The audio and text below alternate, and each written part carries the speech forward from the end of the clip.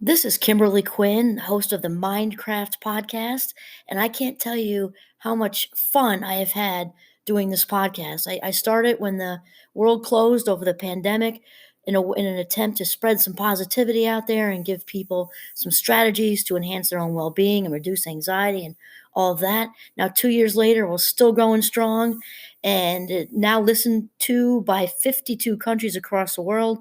And I've even helped some of my students get going with their own podcasts. It's super easy to do. And I'll tell you, if you haven't heard about Anchor by Spotify, it is the easiest way to make a podcast with everything you need all in one place. I'll just explain for you. Anchor has tools that allow you to record and edit your podcast right from your phone or computer. When hosting on Anchor, you can distribute your podcast on listening platforms like Spotify, Apple Podcasts, and more. It's everything you need to make a podcast in one place. And best of all, Anchor is totally free. Download the Anchor app or go to anchor.fm to get started. It is a ball. Start today. Greetings, Minecrafters, and welcome to another Minecraft podcast episode today. My name is Kimberly Quinn, and I am elated to have this conversation today on how negativity is contagious.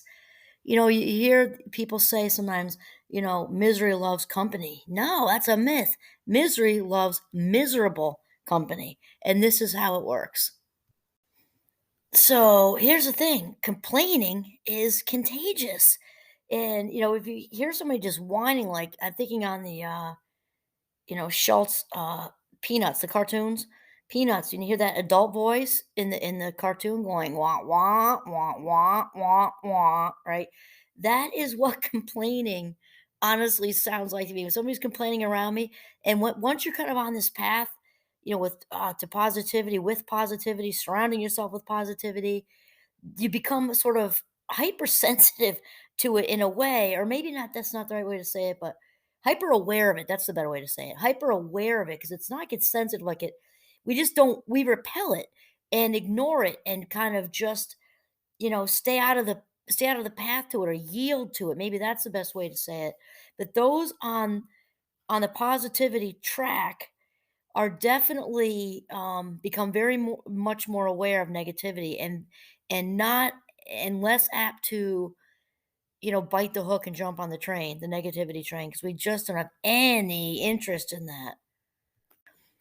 And there's a comedian named Loretta LaRoche, and she's from, I think, Brooklyn, New York, and I love her. Just hearing her accent is like a warm blanket and a cup of hot cocoa. But when she talks about, she's hysterical, and she talks about positivity and stress and all things kind of well-being. When she talks about the whiners and complainers, she's hysterical. So she'll imitate somebody in the workplace saying, "Oh no, it's raining again. It's my day off. How come it always rains on my day off?" And she says it's like there's like the clouds formed a conspiracy and they all decide to rain on your day off. And the thing is, and she's so funny. The thing is that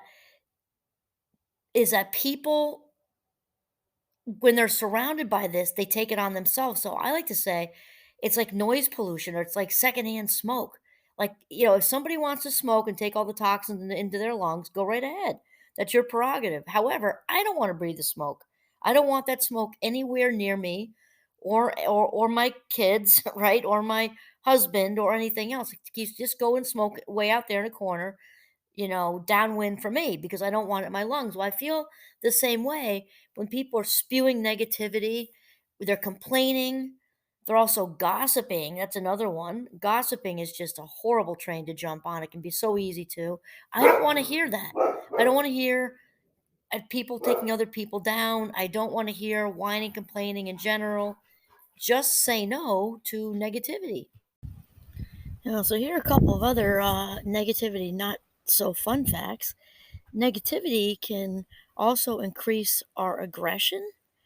We can be like a microaggressor. I mean, like lots of swearing doesn't have to mean that something huge, but it's aggressive. It's not good for our relationships. We also know that negativity can contribute to long term stress, for sure. And I think we all know about the dis dash ease. that comes from long term stress. Long term stress can actually play a role in the causation of some major diseases and just being dis dash ease in general. It pummels the immune system. Long-term stress also affects the hippocampus, which is part of the limbic system, involved with memory and learning, and that of course is affected by the stress hormone cortisol. Negativity. Another thing about negativity is obviously plays a huge role in pessimism, and pessimism, we know, is a straight path to depression. And obviously, depression is more complicated than that, though. Remove the pessimism, and there's that's a big, huge, gaping chunk out of depression.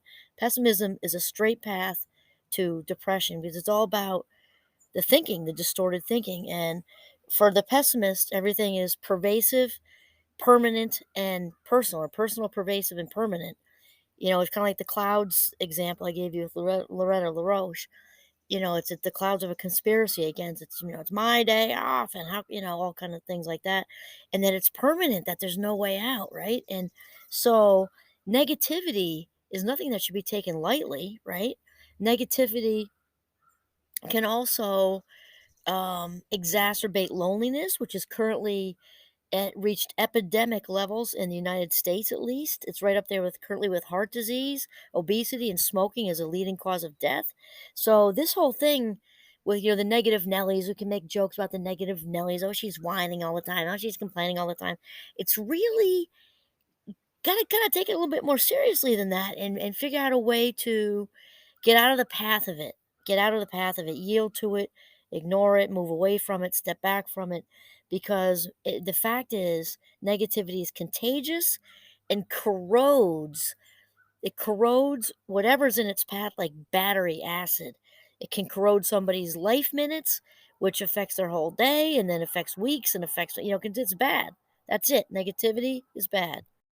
And so I want to do a shout out to Jay Shetty. He's one of my new teachers. I talk about Wayne Dyer, my dear friend Oprah a lot, and Brene Brown, and Loretta LaRoche. I just talked about her. Maya Angelou's another one I adore, and I've got a bunch of them. And Jay Shetty is kind of new to me, and I've really enjoyed his podcast.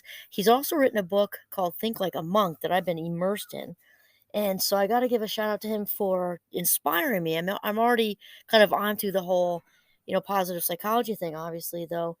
In his book, he's which is excellent, highly recommend it. He talks about types of negative people, which is really cool. So he says that negative behaviors surround us so constantly that we can grow accustomed to them. So here's I'm gonna just rattle these off. Types of negative people. He said there are the complainers, like the friend on the phone who complain endlessly without looking for solutions. Life is a problem that will be hard, if not impossible, to solve. I just I definitely have got a force field up with this crew. And just to do a disclaimer, which I think is relatively obvious, but we're not talking about when your partner, your best friend, maybe that's the same person, your children, family member, friend, whatever, are having like an authentic heartache, need you to listen. That's not the same thing. We're talking about the whiners and complainers, and like Jay just said with the complainers, they're usually not looking for a solution. They're just on automatic pilot, rambling away and spewing toxicity into the atmosphere. Again, like secondhand smoke. And then he talks about, let me see, one, two, three. There's looks like he has seven of them here. Okay, the first one is the complainers. The second one is the cancelers, who take a compliment and spin it. You look good today becomes, you mean I looked bad yesterday? And oh my gosh, I actually had an experience with a person like this. I didn't really know her super well. She was a mom in the elementary school when our kids were there, 2 decades ago.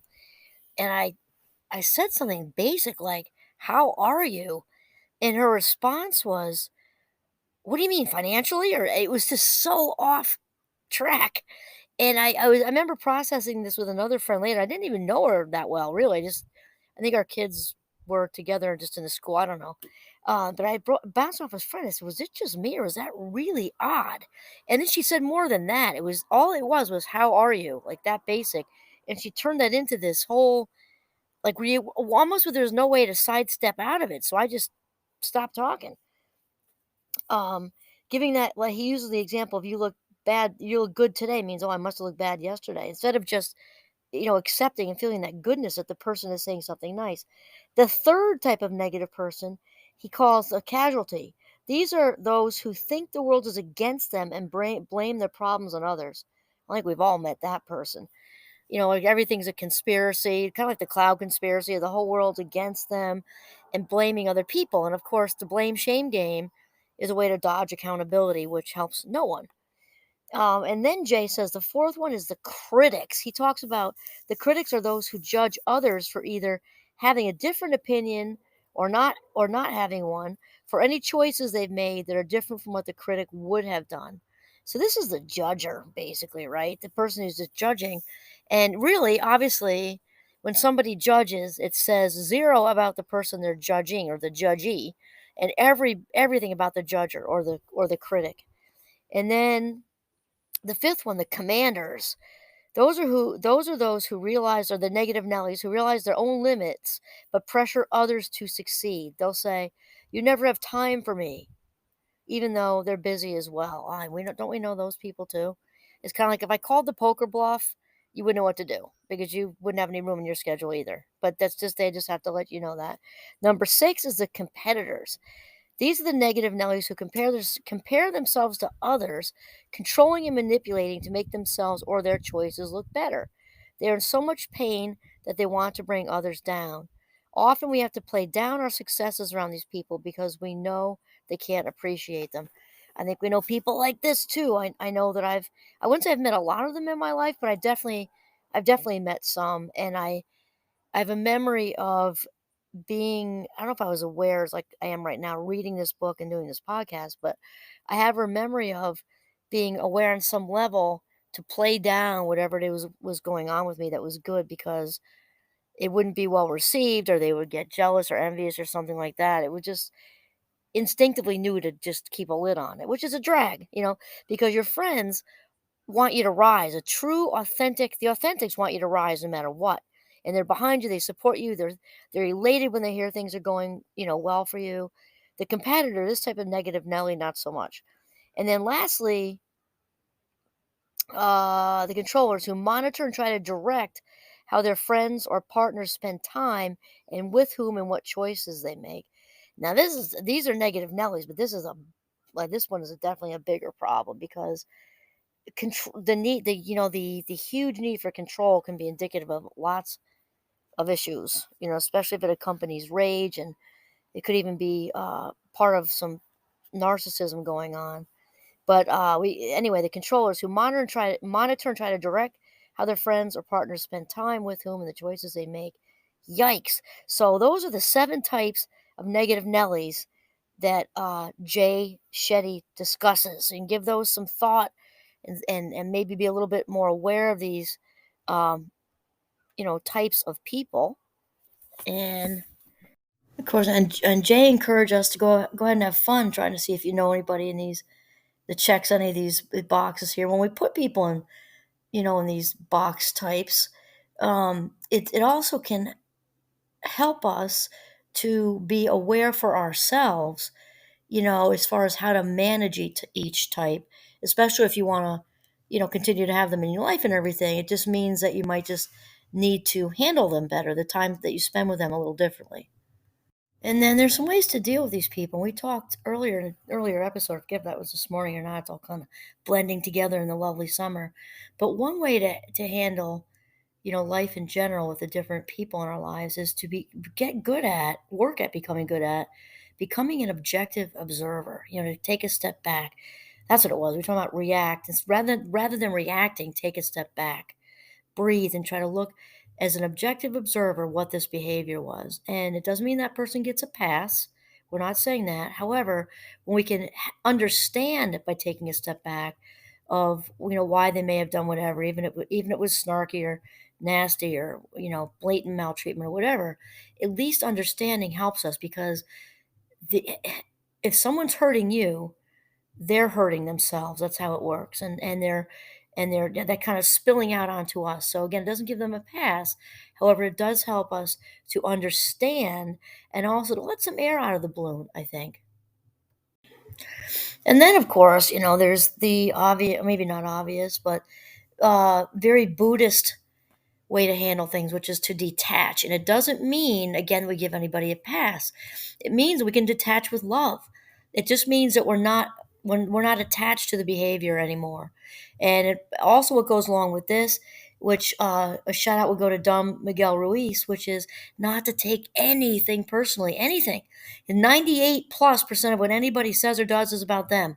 Even if they're using our name, they're using circumstances, it's all coming through a filter from their upbringing, what birth order they were, whatever's happened in their own lives, their mental health issues, what kind of a day they had, whether they're hungry, whether they're tired, whether they're angry, whether they're sick. It goes with this huge filter. And none of it, almost next to none, next to zilch, has to do with us. And that is very important to remember as well. And then Jay has this 25-75 rule, which I really like. And I think in positive psychology, it's actually 5-to-1 ratio with um, events in your day, five positive ones to sort of cancel out a negative one. I got to look that up, but I'm pretty sure it's 5-to-1. Anyway, Jace has a similar idea with a 3-to-1 ratio with negative Nellies. So if you have one negative Nelly in your life or in your day, either way, to kind of make sure you have three uplifting people, three positive vibes, three really good vibes to help cancel out that one negative Nelly. And then obviously, we can decide how much, how many of our life minutes we want to devote to this person. And I've done a thing on that before in a different episode about creating a budget for our life minutes anyway. So if somebody you want to still keep them in your life, maybe they're even a sibling or a partner, but they got a little bit of a moody negative side to them. You have to kind of partition out what times of day or how much time in general to spend with them, and then make sure that you are the rest of the time surrounding yourself with good vibes who are uplifting you and recharging you, and really all about helping you to rise.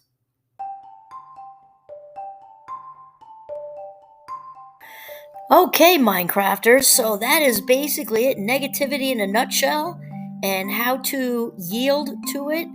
Sometimes back up from it, sometimes ignore it, but no matter what, we don't want to digest it. It's contagious and it corrodes our life minutes, which means it corrodes our life. Don't take it in like secondhand smoke. That's it. This is Kimberly Quinn signing off from the beautiful Northern Vermont. Have a mindful, very positive day.